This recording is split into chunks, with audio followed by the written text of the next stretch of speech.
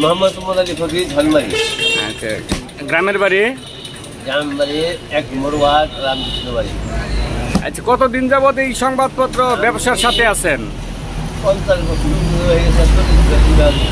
40 পয়সা থেকে পত্রিকা বিক্রি করতেছেন?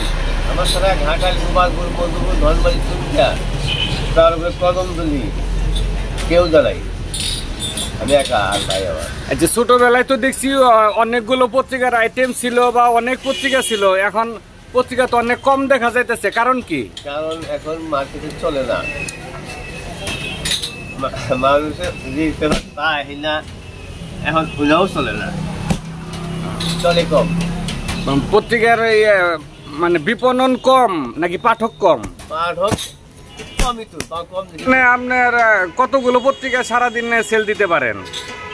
আমার বর্তমানে পত্রিকা 300 মতো, তার 50-60 থাকে। এটি যে আনসোল যে হয়, এটি কি অফিস নেয়, ফেরত নেয় নাকি এটি আপনারই ঘাটতি? ফেরত দেয় না, সময় দেয়, তাও চিন্তা করে না। বর্তমানে সবচেয়ে বেশি পত্রিকা চলে কোনটা? বাংলাদেশ প্রতিদিন চলে বেশি। বাংলাদেশ প্রতিদিন কত পৃষ্ঠা পত্রিকা আর মূল্য কত? 12 পৃষ্ঠা 10 টাকা দাম। সবচেয়ে বেশি চলতেছে। তো পাঠক দিন দিন যে কমে যাইতেছে, তার কারণটা কি আপনি মনে করেন? কারণ মনে করবো কি, এখন বর্তমানে ব্যাপার দেখে, বর্তমানে আরো যে ওই অন্য পত্রিকার তুলনায় একমাত্র বাংলাদেশ প্রতিদিনটাই বেশি। আপনার আছে ইত্তেফাক আছে, তারপরে জনকণ্ঠ, প্রথম আলো, এগুলার দেশ রূপান্তর আছে। নতুন কোন পত্রিকার নতুনের মধ্যে একমাত্র আইসে যে বাংলাদেশ প্রতিদিনটাই মার্কেটে জায়গা পাইছে। আচ্ছা, ধন্যবাদ আপনাকে। আমরা এদিকে একটু কথা বলবো যে চানু ভাইয়ের সাথে। আপনি কেমন আছেন? আচ্ছা, আপনার কিরকম পত্রিকা যায় আর কি চতুর্দিকে? তাতে সবকিছু মিলাইয়া যে পরিশ্রমটা করা হয়, পারিশ্রমিক হয়?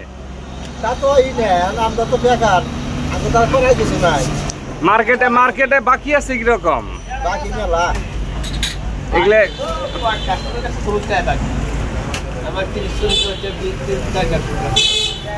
30-40 হাজার টাকার মতো।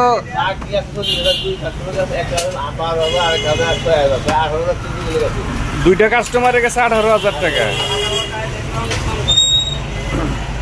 আপনার এই যে পত্রিকার যে গ্রাহক তো নতুন তৈরি হইতেছে না নাকি?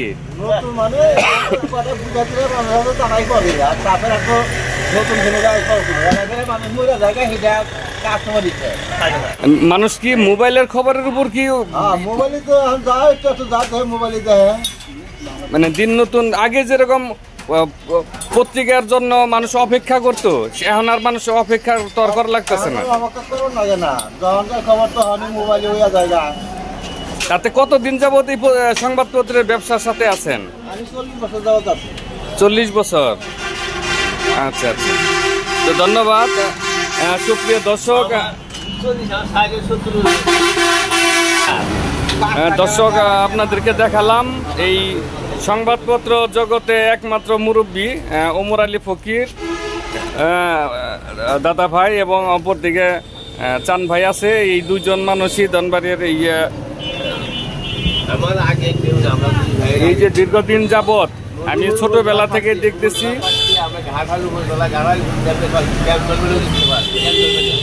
যখন পত্রিকার দাম 40 পয়সা তখন থেকে মুরব্বী আছেন। তো কত এজেন্ট এলো গেল, কত হকার এলো গেল, কত সাংবাদিক এলো গেল, কিন্তু এই মুরব্বী দুজনেরা এখন পর্যন্ত এই জগতে আছেন। দোয়া করি আল্লাহ পাক তাদের হায়াত দারাজ করুক, যতদিন আছে সততার সাথে ব্যবসা করে যাক। ওমর আলী দাদা জানাইলো যে দুইটা গ্রাহকের কাছে প্রায় 60-70 হাজার টাকা পায়। আসলে যারা এই যে একটি পেশা, রোদ নাই, বৃষ্টি নাই, ঝড় নাই, বাদল নাই, কোনো আত্মীয় স্বজনের বাড়িতে যাও থাকার সেই সুযোগটা হয় না। কারণ রাত্রি পোহাইলেই যত যাই কিছু থাকুক এই ধনবাড়ি বাস স্টেশনে এসে উপস্থিত হওয়া লাগে। তো এই ছিল ধনবাড়ি সংবাদের আজকের মতো সর্বশেষ সংবাদ। ভালো থাকবেন, ভালো রাখবেন, ধনবাড়ি সংবাদের সাথেই থাকবেন।